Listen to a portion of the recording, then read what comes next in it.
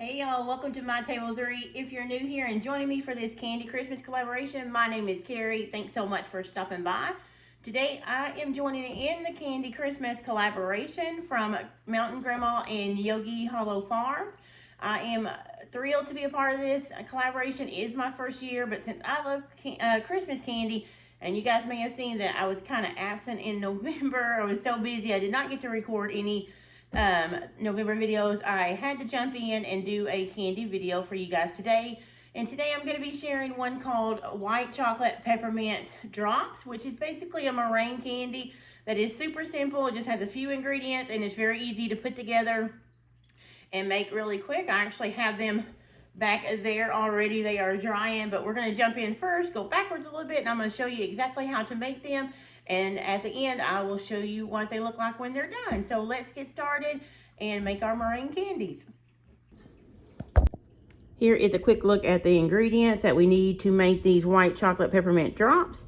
And you can see it is a recipe that I actually got out of our Arkansas Rural Living, which is a magazine you guys probably have in your area too, but just your different co-op. But since we live out in the county, we have the electric co-op, and they put out a magazine once a month. And this recipe actually come from one of their Christmas magazines. What do you call it? Christmas, it's not episode, but what is it? Anyway, you get the picture. This was in one of their Christmas editions. There it is. And we pulled it out because we loved it so much. But they are beautiful and they're very simple. All you need is egg whites. And I'm actually doubling the recipe. The full recipe is down below in the description. But just keep in mind, I am doubling today. So, of course, your main ingredient is egg whites because these are meringue-based drops. You need some cream of tartar to help with your stiff peaks, some salt, crushed candy canes, and I just got this dollar box from the Dollar General and crushed them up. You need a third of a cup. Of course, I'm doubling it, and this is just what they look like before I beat them with my rolling pin. Then you need white chocolate chips, some vanilla, and some sugar, and that is it. And of course, back here I have my ice cream scoop. You can just use, and this is the 2 tablespoons, but you could just use a tablespoon or a teaspoon dropper, a regular spoon you eat with if you want to. And then I line 2 sheets with these silk pads, but you can also use parchment paper. So I will have, again, the recipe in the bottom of the description of this video so you can go down and see it. Now let's put these white chocolate peppermint drops together. It's super simple, and I'll show you how it's done. Okay, so let's get started. The first thing we're going to do is do our egg whites. And it is best if you let your egg whites sit out to become room temperature. They're just going to whip up easier. Now, I will tell you up front, I forgot to set mine out. So these are cold, but hopefully they will work with us. So that's our egg whites. I'm using 4 because I'm doubling this recipe. The original recipe will only call for 2. Then we need our cream of tartar, and it calls for 1/8 of a teaspoon, and I'm going to put in 1/4 since I am doubling that. So there we go. And then I'm going to go ahead and put, actually I'm going to whip that together, and we're going to let this do a stiff peak. So I will go ahead and start this. It would help if I plug my mixer in, right? And I will mix this, and I'll come back when we do the next step.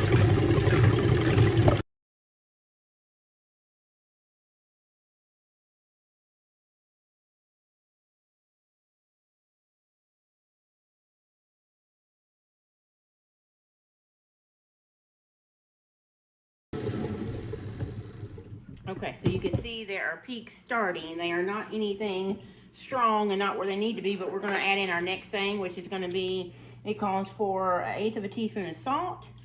Since I'm doubling it, yep, I'm doing a 4, so I'm going to go ahead and put that in. Didn't quite get enough there. Okay, and then we're going to add our vanilla, which is 1 teaspoon for this double batch.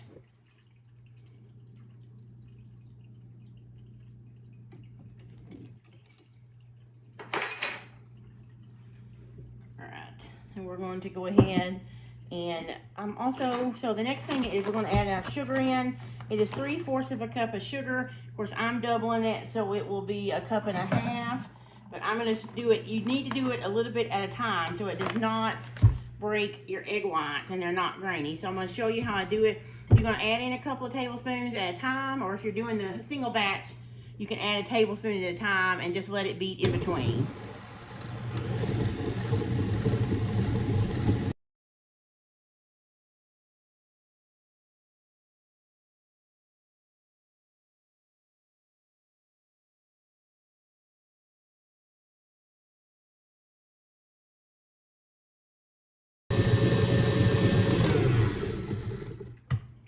Okay, it should form peaks. It does not have to be super stiff peaks, but you just want a peak like that.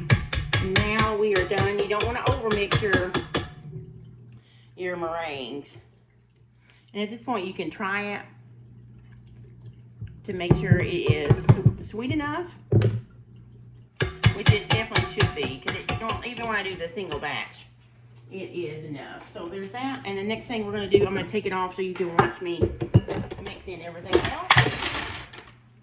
Good grief, sorry about that, especially if you're wearing headphones. Now we're going to fold in our chocolate chips. I think I'm going to cut back a little bit on the 2 cups. Since I'm doing a double batch, it would call for 1 cup if you're doing a single batch. And then you're going to add in your crushed candy canes. It's 1/3 cup for a single. Okay. If you wanted to, you could save some for decorating the top, which I have a few more I'm going to do. And then you're just going to fold them in like this, because you don't want to overwork your egg whites or deflate them. It smells so good. And you guys, these are addicting. If you like peppermint and soft meringues that melt in your mouth, these are amazing. Then my son loves the white chocolate part, but that is it. And this makes quite a few cookies.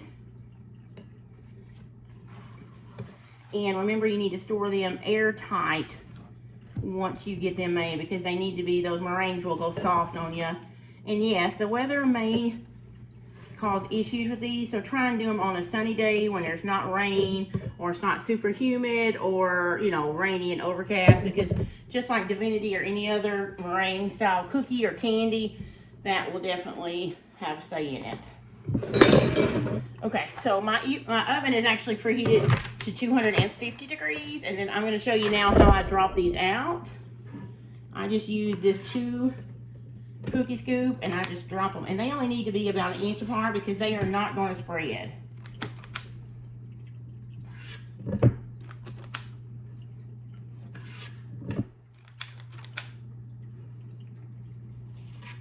And these are going to be cooked low and slow because they need to dry, basically, is what they're doing.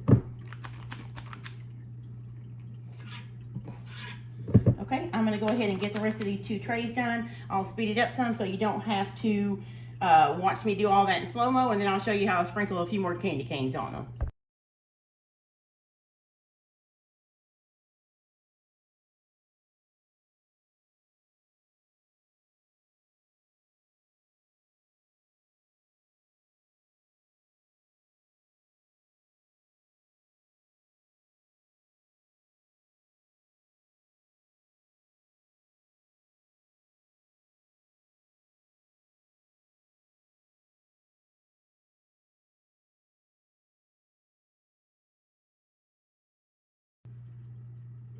Okay, so I have my 2 pans scooped out, and I want them to go in the oven at the same time. But the first thing I'm going to do is sprinkle a little bit. I did crush up a few more candy canes, and you can just sprinkle those on the top. You don't have to do this step, so if you'd rather just put all your crushed, peppermint in the inside, you can. This just makes it prettier and festive, and it also will help people realize, what flavor your meringues are. And then speaking of flavors, if you're not a peppermint person, you could use whatever flavor you like. You could use a lemon flavor. My friend Laura does lemon ones, and they are really good. You could use cherry, just about any kind of extract you'd like to. Just remember to go light on it, because extracts can be overpowering. And this one doesn't call for extract, but if you don't have any peppermint candy canes and you want to do those, you can always use peppermint extract to do that. Let me do this last pan while I tell you how you're going to cook them. Again, my oven is preheated to 250 degrees. You do not want to go higher than that, because these are going to basically dry instead of bake. And you're going to leave them in there until they have cooked through. One way you will know they are cooked through is because they will not be sticky to the touch, and they will come off of your parchment paper or your silk pack easy. If they stick, they are not done. And also, even though these are going to stay in there for a while, they will also be still pale. You want them to be pale. If your oven's too hot, they will turn dark on you. And, you know, meringues and stuff like that are normally not dark. So there is that. Into the oven, these two trays go at 250. We're going to bake them for about 30 to 35 minutes. Halfway through, I'm going to take my pans and I'm going to turn them 90 degrees or maybe 360. Basically, I'm just going to turn them around. That helps them cook evenly. And if you have to put them on two different racks, watch the bottom rack so the bottom of it doesn't get too dark. But when we come back, I'll show you when these are all done. When they have finished cooking, and I'll show you this part, you're going to turn your oven off, crack the oven door, and let these set in the oven for about 10 minutes before you pull them out. That will also help with the texture. So I'm going to put these in. I'll be back when we turn the oven off and show you what they're looking like. All right, so these are done. I don't want to get you too close because they will steam my camera up, but I'll show you. They are dry to the touch and they should lift right off. So now I'm going to go ahead and turn the oven off, which I did, and I'm going to leave these in, and I am going to crack the oven like that, and I am just going to let it stay in there. I'm going to set my timer for 10 minutes and then I'll bring it back, because next thing we'll do is we'll take these out, let them fully cool on this on these two sheets, and then they will be ready to go. And I will bring you at the point to where they have fully cooled. But 10 minutes in the oven is to help them cool off slowly so there's not a lot of cracking and things like that. Okay, here's what they look like. Mine ended up sitting in the oven with the door open for 15 minutes because I had to clean up the kitchen. But I was going to show you what they look like and how easily they come right off the pan. Do you see that? And these should do the same thing, just like that. And it's okay if you have a little bit of that on there because it's fine, but they just should come up really quick. I'll show you where one I tried. Let's see if I can find it. This one I tried to lift before it was ready, and so it tore a little bit, so that's how I knew they weren't ready and they had to go back in. So I am going to go ahead and let these cool completely, and I will come back and show you what the texture looks like in the center. So there you go. All right, and there are our white chocolate peppermint meringues. Now I let these set out for quite a while after you take them out of the oven because they need to dry out and cool completely. You can see I did break one all open here, so you can see it's kind of hollow and dry, and it kind of melts in your mouth when you take a bite, so it kind of dissolves. It's really good. You see the brown is the white chocolate chips. They get a little bit brown because you have to leave them in there. And then they've got kind of a brownish tint because of the vanilla, but full of yummy marshmallowy texture and flavor with that yummy white chocolate and peppermint. It's really one of my favorite little easy candy meringues that you can do. So I hope you've enjoyed this video. Remember, this is a collaboration with Mountain Grandma and Yogi Hollow Farms. They are doing a couple of videos a day from now until the end of December. They will also have a live giveaway on January 3rd over on Yogi Hollow Farms' channel. I'll have Mountain Grandma and Yogi Hollow Farms linked below. So I want to thank both of them for inviting me to join in this cute and wonderful candy Christmas collaboration. I can't wait to see everybody else's for the rest of the month. Today is December the 2nd, so we have tons of recipes to go. So let's all watch them and support the creators and join in this collaboration. And again, I hope you've enjoyed this recipe. If you're new to my channel, please hit that like button if you enjoyed this recipe.